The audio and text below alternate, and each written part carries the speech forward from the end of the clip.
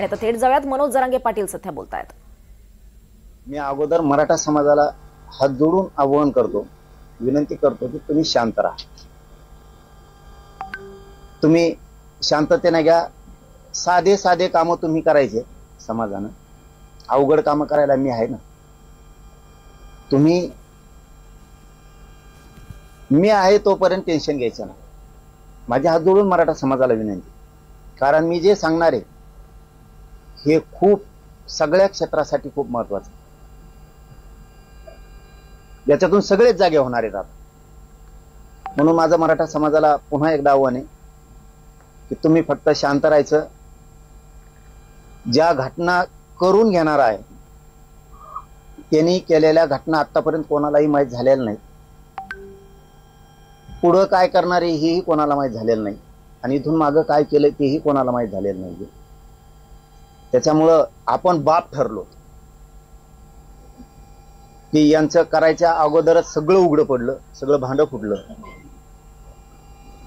आपले सुद्धा हात खूप लांब आहेत हेही त्यांच्या आता लक्षात आलं असेल. म्हणून मी समाजाला आवाहन करतो की तुम्ही फक्त सगळ्यांनी शांततेने घ्या. मराठा समाजाला मात्र एक शब्द देतो मी या पत्रकार परिषदेच्या माध्यमातून, कारण आजचा विषय खूप गंभीर आहे. सगळ्यांनी सावध पवित्रा घेणं गरजेचं आहे, सतर्क राहणं गरजेचं आहे आणि हुशार होणं गरजेचं आहे. म्हणून सांगतो, मराठा समाजाने शांत यासाठी राहायचंय. मी जोपर्यंत जिवंत आहे तोपर्यंत तुम्हाला टेन्शन नाही. मी मेल्यावर तुम्हाला काय करायचं ते का, पण मी आहे तोपर्यंत तुम्ही सगळ्यांनी शांत राहायचं. आपण हे सिद्ध करून दिले. करण्याच्या अगोदरच आपण सगळे त्यांचे डाव उघडे पाडले. माझ्या समाजासाठी मी लढायला खंबीर आहे. आपण सावध नाहीयेत याचा अर्थ असा, आपण सतर्क नसतो, सावध नसतो, तर समाजाला जे आतापर्यंत मिळालं आरक्षणाच्या विषयातून ते मिळालं नसतं. तुम्ही पण सावध आहे समाज, मी पण सावध. आपण बेसावध असतो तर ही घटना घडून गेली असती. हे मराठा समाजाने समजून घ्या. म्हणून तुम्हाला म्हणतो तुम्ही शांत राहा. त्याचं काही दुमत नाही. हे कोणी पण असो, फक्त एक शब्द देतो, तुम्ही फक्त शांत राहा. त्या निमित्ताने एक शब्द देतो तुम्हाला, तुम्ही हसला पाहिजेत असं काम करून दाखवा. सगळा महाराष्ट्र म्हणत आता सुखाचे दिवस आले हो. जिल्हा म्हणन, गाव म्हणन, आता सुख हो. समजून घ्या मला काय म्हणायचंय ती. आपण बोलताना म्हणतो ना, साडेसाती गेली हो गावची, राज्याची, जिल्ह्याची. तसं तुम्ही फक्त शांत राहा, म्हणजे मला बरोबर सुखाचे दिवस आणता येतील तुम्हाला. म्हणजे ते शब्द म्हणायला तुम्हाला आपण बोलताना नाही म्हणत का गावात खेड्यात आईला लय घाण होती हो आई, तसा तुमचा आनंदाचा सुखाचा दिवस राज्याचा, जिल्ह्याचा, गावाचा आम्ही नक्की आणू. हे नायनाट नक्की करू. म्हणून तुम्ही शांत राहा. माझी मराठा समाजाला हात जोडून विनंती. याच्याच बरोबर दुसरं मला सांगायचं आणि नंतर मी सुरुवात करणार आहे. मी अपेक्षा धरणार आहे की मराठा समाज शांत राहणार. मराठा समाजाला या राज्यातल्या, माझं हे दुसरं सांगणं आहे, जेवढे मराठा समाजाचे राज्यातले नेते आहेत त्यांनी हा विषय शिरेस घ्या. भले ओबीसीचे पण नेते असतील, हिंदू मुस्लिमांचे पण असतील, त्यांनी हा विषय शिरेस घ्या. मराठा समाजाच्या संघटना असतील, स्वयंसेवक असतील, मराठा सेवक असतील, यांनी हा विषय फक्त शिरेस घ्या. वेळ तुमच्याबरोबर पण येणार. त्यावेळेस माझ्यावरती आज वेळ आली म्हणून तुम्ही मजा बघायची आणि तुमच्यावर वेळ आल्यावर आम्ही मजा बघायची हे नको. कारण एवढं मॅटर सिरियस सगळ्यांनी घ्या. तुमचे माझे मतभेद असतील नसतील, विरोधात जाऊन भाषण करण्याला परवडला, एखादा प्रेस घेऊन आपल्या विरोधात आंदोलन करणारा परवडला, परंतु एखाद्याच्या जीवावरतीच उठायचं कोणाचं तरी ऐकून करणारापेक्षा करून घेणारालाच मी सगळ्यात जास्त तोच महत्वाचा धरणार. म्हणून माझ्या समाजातल्या सगळ्या राजकीय नेत्यांना सगळे आले त्याच्यात, आमदार असतील, मंत्री असतील, माजी असतील, आजी असतील, फार सरपंचापासून, नगरसेवकापासून, नगराध्यक्षापासून, जे काय जेवढे असतील मराठ्यांचे तेवढं नाही सांगतो. सहज घेऊ नका विषय. आज माझ्यावर बेतली, उद्या तुमच्यावर बेतू शकते. त्यामुळे ही घटना गांभीर्यानं घ्या.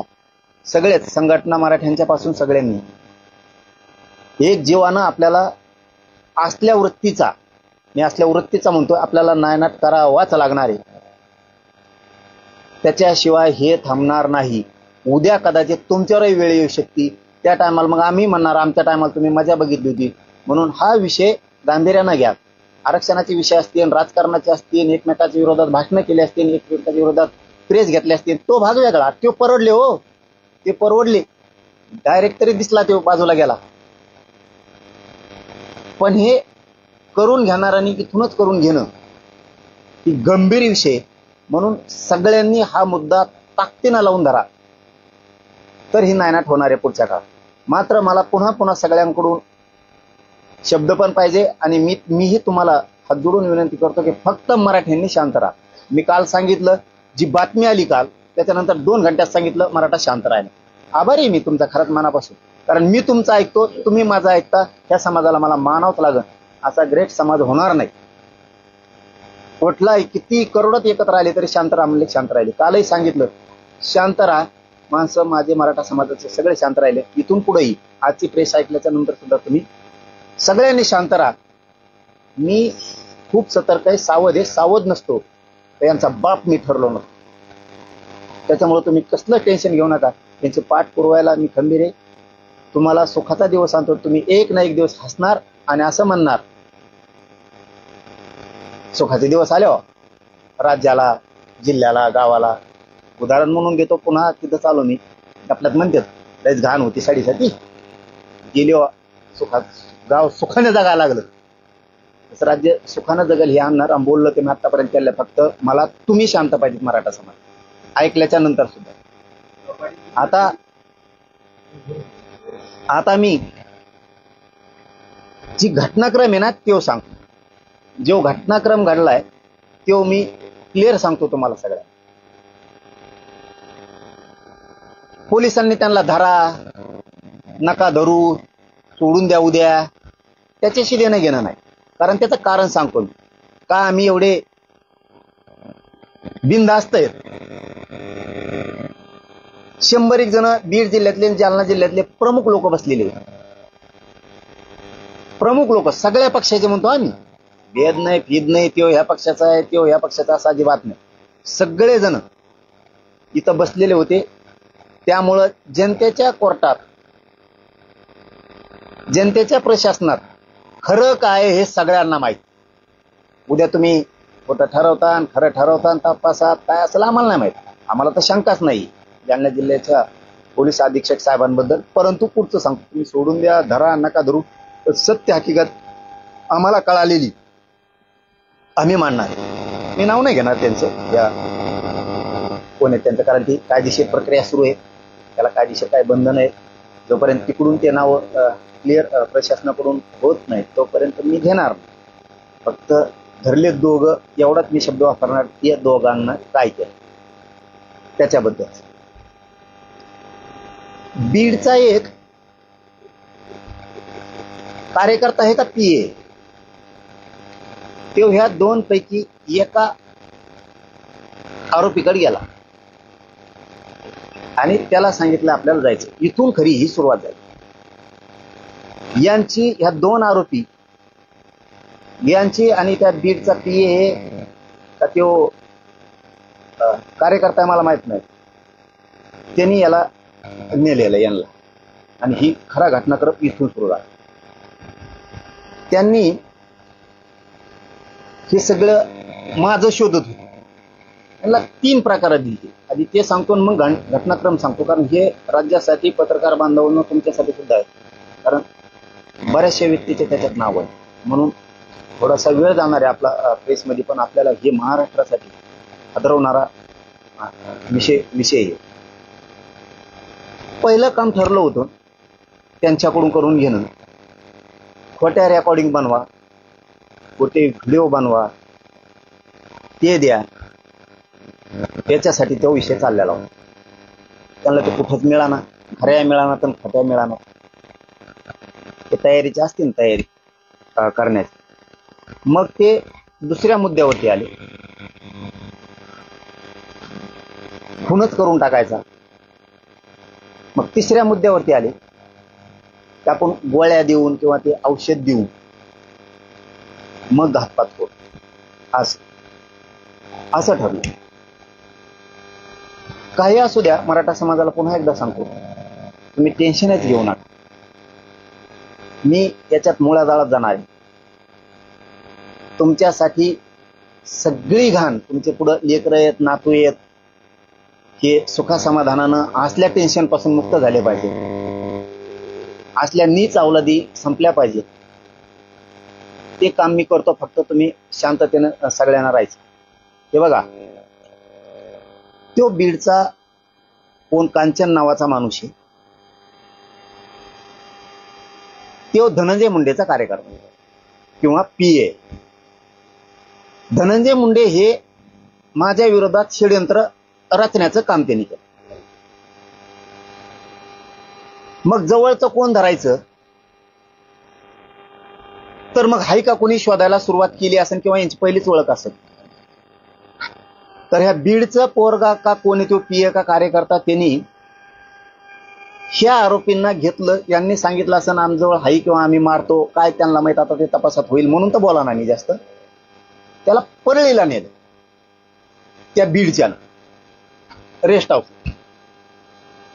आणि तिथं एक मोठी बैठक सुरू होती.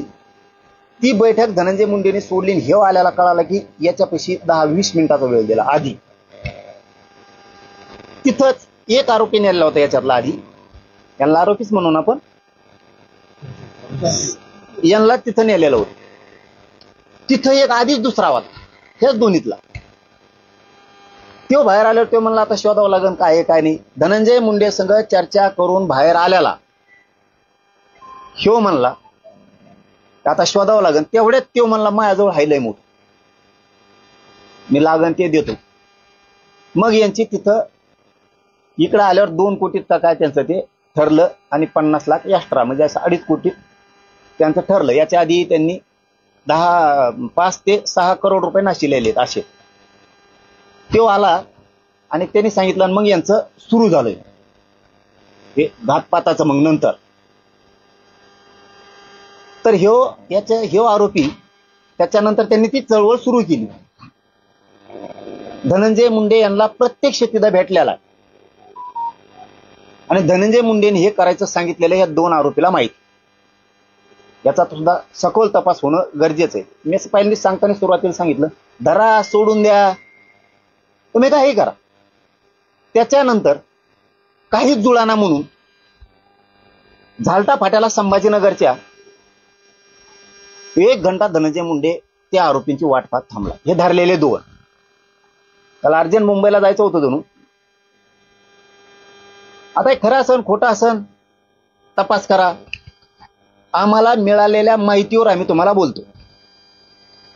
तिथं थांबला. मग त्यांनी सांगितलं मी तुला व्यवस्था करून देतो. ते काय सापडणार तुम्हाला म्हणल्यावर काही खरं नाही, असं तसं काहीतरी झालं त्यांचं. म्हणजे मी गोळ्या ते तुम्हाला सगळं पोहोच करतो व्यवस्थित, कसं करायचं जा. त्यांची काय चर्चा झाली, तिथं झाले गेले. हे बघा, याच्यात पुन्हा यांचे वारंवार धनंजय मुंडे संघ भेटले. त्याचा कुठंतरी सह्याद्री रेस्ट हाऊसच्या समोर कोणतं तरी निकेतन आहे तिथे बिल्डिंग. ही गोष्ट आहे भाऊबीजेच्या दिवशी. हे आरोपी पुन्हा भाऊबीजेच्या तिथं जाऊन हे कट त्यांनी पुन्हा त्याच्या हाताने शिजलं तिथं. याच्यात खूप जण आहेत. त्याच्यात ह्या अंतरवालीच्या परिसरातला आणखीन एक बडे नावाचा कोणीतरी, तरी पण 4 जण लोक नेलते. आता ते तपासात घेतील काय काय. आम्हाला मिळालेली माहिती फक्त आम्ही सांगायला लागलो. आणखीन 4 आहेत त्याच्यात. म्हणजे एकूण 10-11 जणांचा स्टाफ आहे. तिकडचे काही, बीडचे काही, गेवराई तालुक्यातले काही, त्यातले तर धरले 2. आता हे नवीन नवीन तपासात ते पुढे येणारच आहे. त्याच्यानंतर सुद्धा त्याच्यात असा उल्लेख केला त्यातल्या त्या आरोपींनी, असं काहीच व्हाय ना, तुम्ही मला गाडी घेऊन द्या. आरोपी म्हणजे आम्ही गाडीनं गाडी ठोकतो. मग हे म्हणला नवी देण्यापेक्षा गाडी, धनंजय मुंडे म्हणला नवी गाडी देण्यापेक्षा माझ्याकडे जुनी आहे आणि बाहेर राज्याच्या पाचवीची, बाहेर राज्याच्या पाचवीची आहे, ही गाडी तुला मी देतो, नवी असो किंवा जुनी असो, आणि तुमचं चालू द्या किंवा तो त्यांच्या बरोबर, तुम्ही हे तपासात उघडं पाडा. याच्यात हे करणाऱ्यापेक्षा याच्यातला मूळ धनंजय मुंडे ही असली वृत्ती राज्याला गावाला शोभणारी नाही. कारण आशानं राजकारण होत नसतं, आशाने माणूस उंचवर जात नाही. माणसं पडल्यावर रीस लागते एकमेकाला पाडायची. हातपात करून खुणं करून माणूस राजकारणात नाही मोठा. गोपीनाथ मुंडे साहेबांनी असं राजकारण नाही केलं, कारण कसं तो त्यांना बोललेला पण आहे.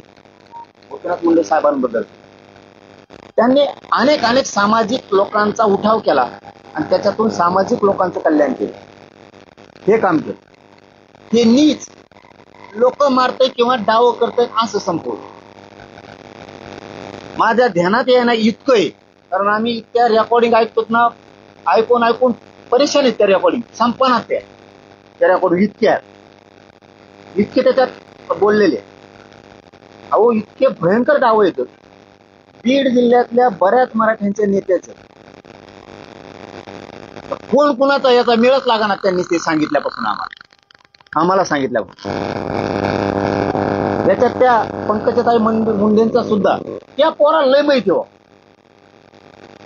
2 आरोप येत ना, त्या पोराला लय माहिती. मी सांगतो हे सगळ्यांनी श्रेयस घ्या. पंकजाताई बद्दलचा काय विषय त्या पोराला सगळं माहिती. बावनकुळे साहेबाच्या भाच्याबद्दल काय, आता हे खूप सिरियस आहे विषय. त्याच्यात आणखीन त्यातल्या एका आरोपीला एक गोष्ट माहिती आहे. बीड किंवा राज्यातल्या बऱ्याचशा ठिकाणी प्रत्येकाच्या गांडी खाली मोबाईल आहे, म्हणजे त्या शिटाच्या खाली. बघा आता ही सिस्टम, मोबाईल शिटा खाली. कोण बघ शिटा खाली काय बोलतोय, कोण नेता किंवा बीडचा एखादा मराठ्यांचा कार्यकर्ता काय बोलतो, किंवा आमदार काय बोलतो, किंवा मंत्रालयातले काय बोलते, आहे का काही नाही. अशी वृत्ती मुंडे साहेबाकडे मोठ्या नव्हती. म्हणून मराठा समाजाला मी सांगतो आपण शांत राहायचंय. त्या नासक्यासाठी वंजारी समाजात खूप चांगले लोक आहेत, म्हणून शांत राहायचंय. ही फक्त असली घाण नासकी ही जी टोळी आणि ही आहे ना, ही संपणं गरजेचं आहे. कारण याला ना जात मिली तरी चालतंय, याला कुणी मिळलं तरी चालतंय. फक्त राजकारण लागतंय आणि ब्लॅकमेल करून राजकारण करायचं प्रत्येकाकडे. आता खाली जर मोबाईल ठेवलेला असला त्या शिटाच्या, म्हणजे जो माणूस बसतो त्याच्या गाडीच्या शिटाखाली, सगळं मेळ लागणार. अशी माहिती याच्यातून पुढे आणखी आपण गाडी धुवायला जर गेली तर गाडी धुणारा सुद्धा खालून जीपीएस लावतोय धुवून. गाडी कोणाची जर कुंकड चालली असते, आता खरं कुठे हे तपासात घेतलं पाहिजे. त्या आरोपींना माहिती मोबाईल कुठं ठेवते शिटाखाली. जर एखाद्याचा येणे सत्कार केला बरं का राजकीय नेत्या, हो मी ओबीसीचा असताना मराठीचा नेता घुसा माझ्या आरोप करता. अरे मी खमचं होतो म्हणून तर त्याच्या टोळीला आतापर्यंत कोणी हातच नाही घातल्याला. नाही तर त्यांनी मागं काय केलंय, पुढं काय करायचंय कोणालाच काही कळत नाही. ही पहिली घटना आहे, त्याची यंत्रणाच कमजोर केली. म्हणून तर आम्ही बापट ठरलो. म्हणून सांगतो हे सगळ्यांसाठी खूप महत्वाचं. एखाद्या जर फोटो दिला ना, तुम्ही फोटो नुसता टाकला असा मोठा कशाचा काठाचा काठाच्या बाहेरचा असा, त्याच्यात सुद्धा कॅमेरे बसलेले,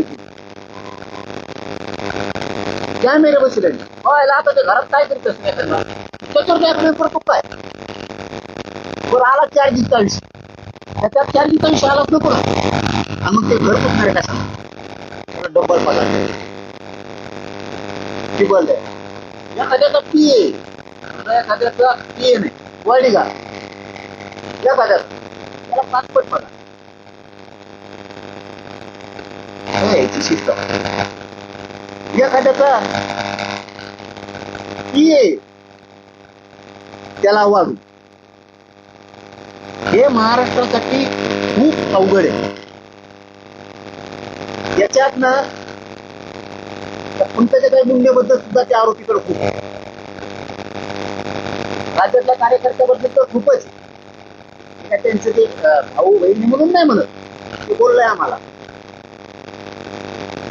अर्ध मॅटर कराडाबद्दल सुद्धा बोलला. कराडच नाही त्याच्याबद्दल. अरे ह्यो माणूस इतका भयानक आहे. त्याच्या धसांबद्दल धसांबद्दल आमच्या संतोष भाईच्या देशमुखांच्या त्या भावाबद्दल सुद्धा आहे.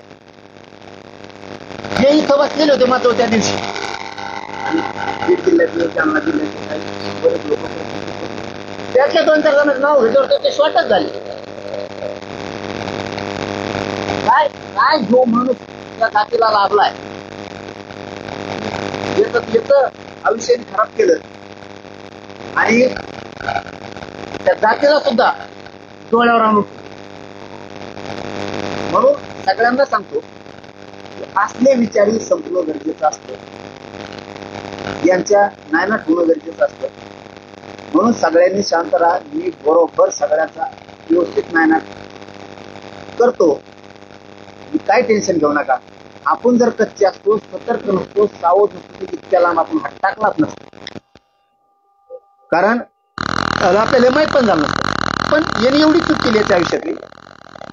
त्यांनी कोणाला खेळायला पाहिजे होतं. इथून मागं काय काय केलं त्याचं उघडं नाही आलं. इथून पुढे तेव्हा काय करणार आहे हे उघडं नाही आलं. पण मी तरी काहीतरी असेल ना. म्हणून तर तिथपर्यंत आम्हाला ती माहिती मिळाली ना. जर तो त्या गँग वार म्हणून तो काय असेल ते जर छेदू शकतो, माहिती बाहेर आणू शकतो, तर मी बी सोपा नाही, एक टक्का नाही हे ध्यानात ठेव. तो इतक्या चुकीचा हात टाकला आता. तो विरोध करायला पाहिजे होता, तो प्रश्न करायला पाहिजे होते, तो मीडियात बोलायला पाहिजे होतं. पण तू आमच्या काही बांधवांच्या माध्यमातून तू आमच्या मुळावर उठायला लागला. इतकं नीट वृत्तीचं राजकारण तू केलं याच्यात. तू उगाच खेळला मला. तो कोणाला खेळायला पाहिजे होतं.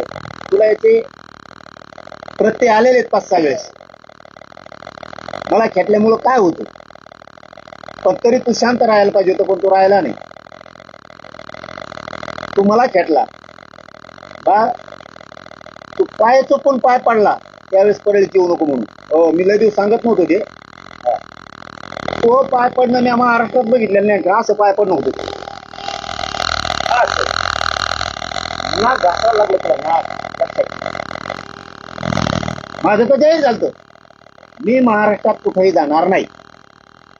आमची युती झाली नाही. कुठेही जाणार नाही. पण स्वभाव असं वाटलं की चांगला माणूस दिसतोय. जाऊ द्या काय जायचं आपण.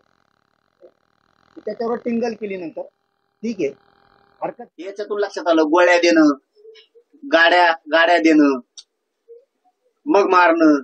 आमजवळ ते सगळं आहे. मला वाटतं आणखीन आम्ही तुम्ही जर सहकार्य करत असला तर 2-4 दिवस जर आम्ही नाही दिलं तपास कामात चांगलं होईल असं मला वाटतं. नसतं ते सगळं तुम्हाला खाजगीत ऐकू घालायचं असलं मी सगळ्याला ऐकू घालतो पत्रकार बांधवाला. म्हणजे तुमचा विश्वास बसेल. एखादी क्लिप तपास कामी मला वाटतं जर तुम्ही 4 दिवस जर मला आणखीन 2-4 दिवस जर वेळ दिला तर हे गरजेचं आहे. अहो काही ठिकाणी त्यांच्या समाजाचं बोलतो आम्ही. काही ठिकाणी 75% जे अधिकारी आहेत म्हणजे मंत्रालयाचं बोलतो फक्त मंत्रालय आणि असणारे मंत्र्यांना पीए एवढ्याच बद्दल बोलतोय. वंजारी समाजाचे जिथं पीए असतील किंवा ते ओएसडी असतील किंवा काय असतील त्याच्यातले 75% ओरिजिनल गोपीनाथरावजी मुंडे साहेबांच्या विचारावर चालते. No tension.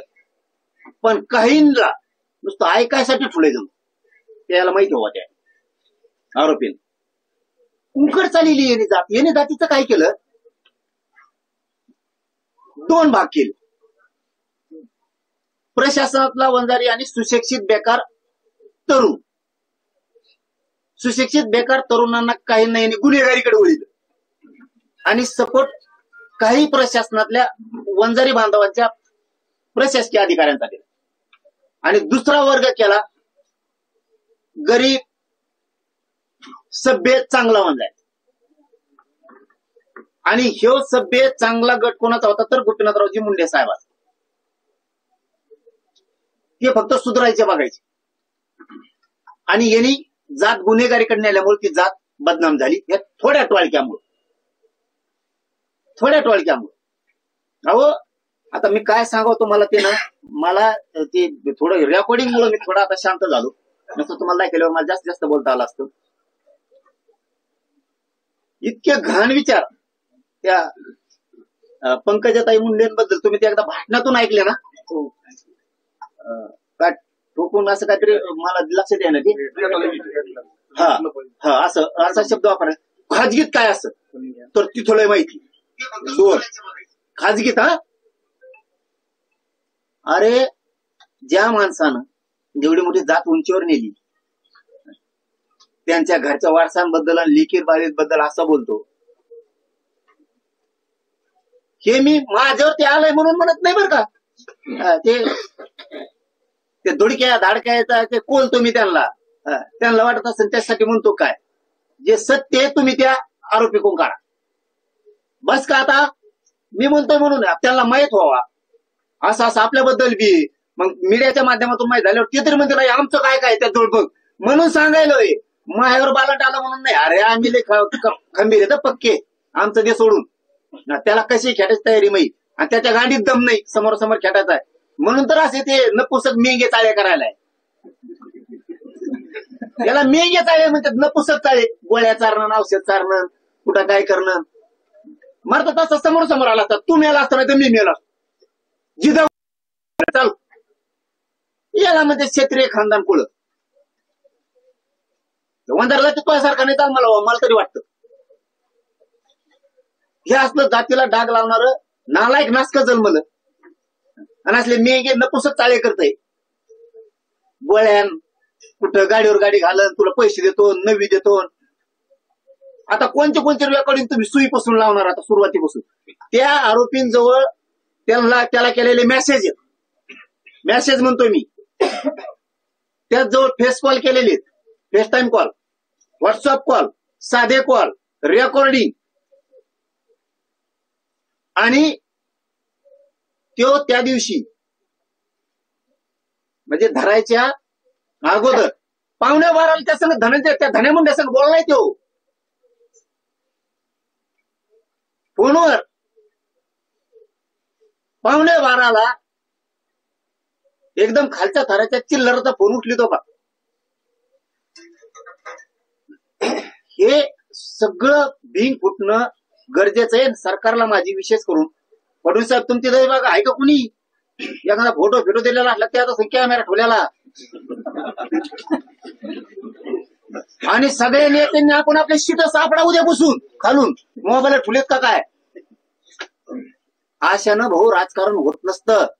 त्या बावनकुळे साहेबाच्या भाच्याचं काहीतरी आता त्यांना भाचा आहे का नाही मला माहित असेल तर त्यांनी कामाला लागावं. काही नाही बरं का, ओबीसी नाही फबीसी नाही मराठा नाही बेराठा नाही काही नाही. फक्त हे कर नाही दाबाकी दाखव. मला वाटतंय ह्या नीचपणावरच राजकारण चाललेलं आहे. बऱ्याचशा नेत्यांपाशी ह्या गोष्टी आहेत. मग हे दाखीत असं तू असं आहे मग तो भाचा जाईल मधी, नाही तर मग तो मेहना जाईल मधी, नाही तर तो चुलत भाऊ जाईल मधी, तो माऊस भाऊ जाईल मधी, नाही तर मग तो चुलत्याचा असं आहे.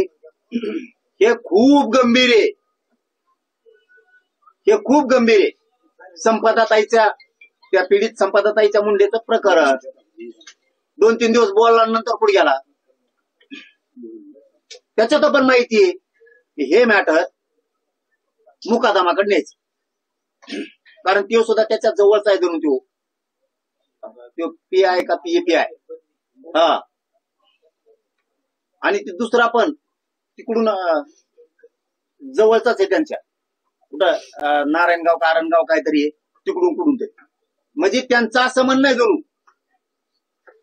बरं का. अरे हे लय माहिती बेकार, ही वंजारी सुद्धा चक्रून पडतील. मी माझ्यासाठी म्हणत बरं का, पुन्हा पुन्हा ते तुमच्यातले ते येते 2-3 उष्टे आणि पुन्हा ते लिहिण हे ते. मी मला खरं सांगायची माहिती, ते महादेव मुंडे भैया मुंडे यांच्या परिवाराला विचारून आपण साथ द्यायला लागलो कशी देतो.